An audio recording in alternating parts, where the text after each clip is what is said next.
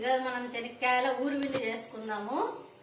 దానికి కావాల్సినవి శనక్కాయ విత్తనాలు, ఎర్రగడ్డలు, టమాటాలు, పచ్చిమిరపకాయలు ముందే ఉడకబెట్టేసి కొంచెం నూనె వేసి పసుపు వేసి వేసి పెట్టుకోవాలి. చింతపండు ముందే నానబెట్టి పెట్టుకోవాలా. ఇప్పుడు శనక్కాయలు ఊరువిండి దంచుకుందామండి. రోట్లో వేస్తేనే బాగా టేస్ట్గా ఉంటుంది. కొంచెం ఉప్పు వేసుకుందాం. దీన్ని దంచుకుందామండి. బాగా మెత్తగా దంచుకోవాలి. మిక్సీకి వేస్తే టేస్ట్ ఉండదండి, దంచితేనే రుచి ఉంటుంది.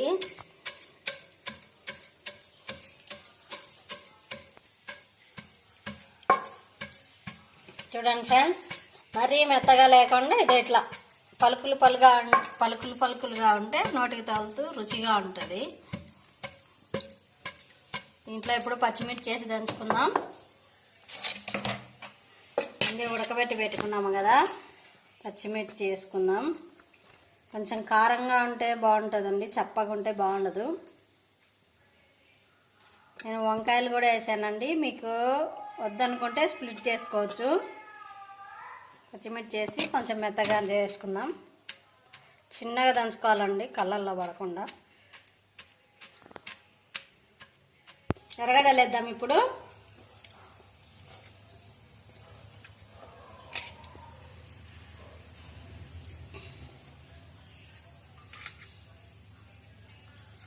ఉల్లిపాయలు వేసాం కదా, చిన్నగా దంచుకోవాలండి, మింద పడకుండా.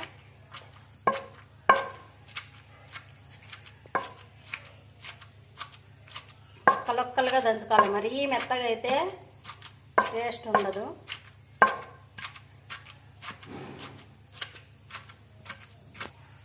ఇప్పుడు వంకాయలు వేసుకుందామని. అలాగే చింతపండు కూడా వేసుకోవాలి, నానబెట్టుకున్నాం కదా చింతపండు.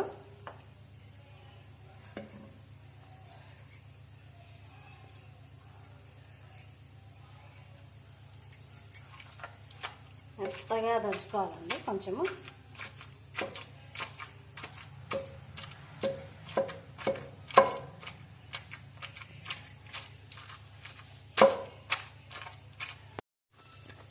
ఇప్పుడు టమాటాలు ఉన్నాయి కదా, లాస్ట్లో వేసుకోవాలండి టమాటాలు.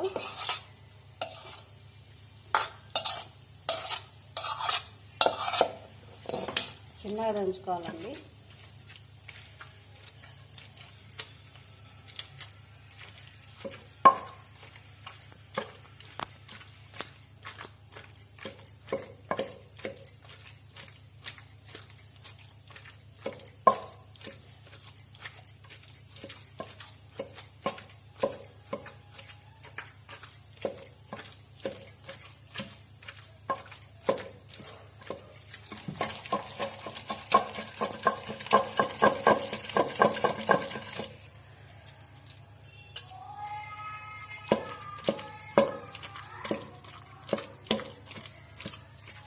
గట్టి కనిపిస్తే చింతపండు నానబెట్టుకున్నాం కదా, ఆ వాటర్ వేసుకోవాలి కొంచెము.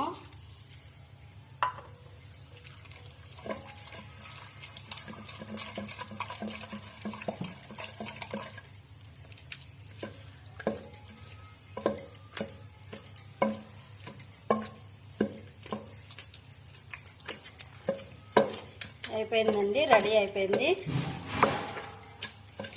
ఇది సంగట్లేకైతే చాలా బాగుంటుందండి. మీరు ట్రై చేసి చూడండి. మా ఛానల్ నచ్చితే సబ్స్క్రైబ్ చేసుకోండి.